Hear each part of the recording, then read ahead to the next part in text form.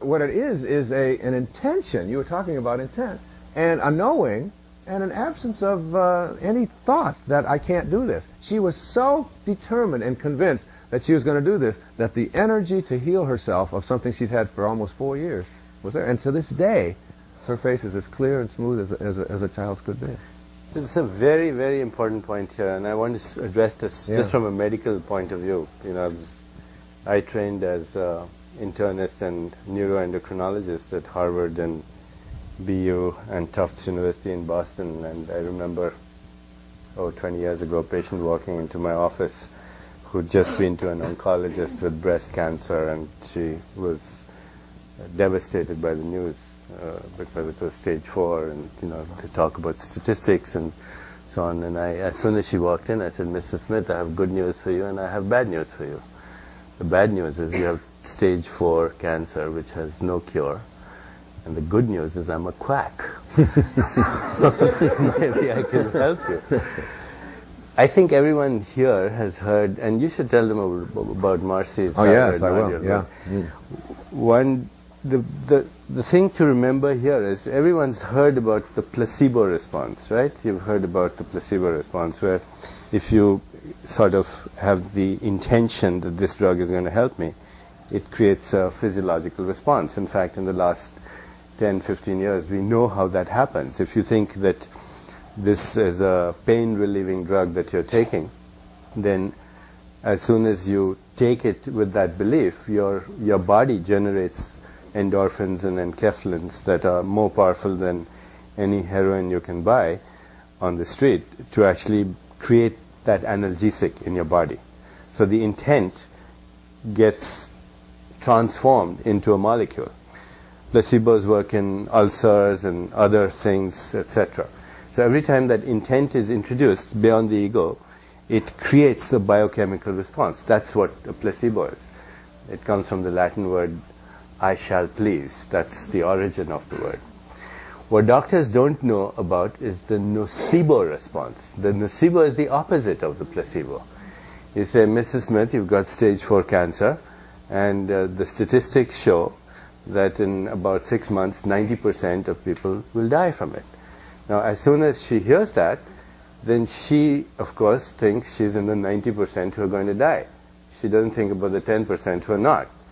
And first of all, which something that we don't recognize, even as smart physicians don't recognize this, that statistics actually have nothing to do with prognosis in a patient. It's like saying the average temperature in San Diego for the year is 75 degrees, doesn't tell me what today's temperature is. Okay, if I say the average income in La Jolla is $100,000, it doesn't tell me what your income is. Statistics never apply to the individual patient. So you cannot prognosticate on statistics, but we do it all the time. We create the nocebo effect, and then we create that whole thing, Statistics, and this at the risk of being a sexist joke. In medical school, at least one fellow told me this joke. He said, "Statistics is like a girl in a bikini. What she reveals is obvious, what she conceals is much more interesting." And you heard the other one? 9 out of 10 statistics are wrong. Right. Including this one. including this. So remember, nocebo, in Australia, they have a custom in the Aborigines. If you don't like somebody, you go to your Australian Aborigine sorcerer, is shaman, and witch doctor actually. And you say to this witch doctor, "I want to get rid of this person." So he takes this little stick, he does a ritual around it, mantras and or Aborigine sounds and so on. And he tells you, "Okay, now you point that stick to your enemy." Within 24 hours of pointing the stick, the person starts to get nausea and vomiting. 3 days they are dehydrated. In 1 week they're dead. The Australian government actually outlawed the custom of pointing the stick amongst Aborigines as murder with a lethal weapon. So that's how powerful an idea is. It gets transformed into what is being prognosticated. So statistics should be totally ignored. That's message number 1. The message number 2 is, don't put your attention on what you don't want. Exactly. If you're trying to get rid of this cancer, don't think of, I don't want to die. Think of how I want to live my life. And be cautious about all of the places where you're going to run into the kind of information that will help you to put your attention on what you don't want. Because and that's called the energy field. So whatever field of energy that you are in, if you allow it to be contaminated by other people who are bringing you down, you will find yourself, buying into the very thing that you don't want to create for yourself. So it's like keeping your energy field really clear. That's why you don't share it. The doctor tells you, you've got 6 months to live. You don't tell anybody about that because people are starting to count the days. And where there's a will, there's a relative. They're going to...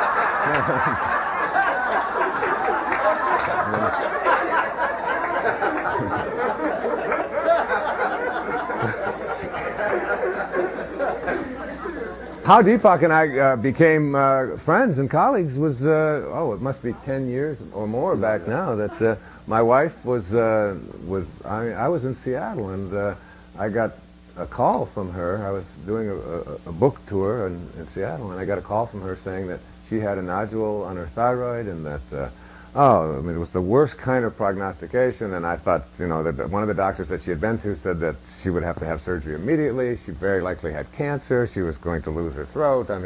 It was just, and I was devastated. I was going on Good Morning Seattle or something, and trying to catch my breath, and thinking my wife, who was in her 30s, is, And Deepak's work was just coming out at that time to Nightingale Conant and so on, and I think we were scheduled to appear together on a program in San Francisco, as a matter of fact. I called his office, and Marcy went to the center. At that time, it was in Lancaster, Massachusetts. And Deepak became her physician. She went through the whole Panchakarma treatment, and learned to meditate. And she had never meditated before. And when she learned this meditation process, and when she went through all of the various massages and all the lectures and the whole intense thing that they offer at the Chopra Center, today, she was told that she would have to be on thyroxine, an artificial thyroid supplement for the rest of her life. She doesn't take anything like that at all. Her thyroid is normal. And she's, been healed of that. And my friend, Dr. Chopra here, is someone that my wife believes saved her life. Yeah, it's a true story. Yeah.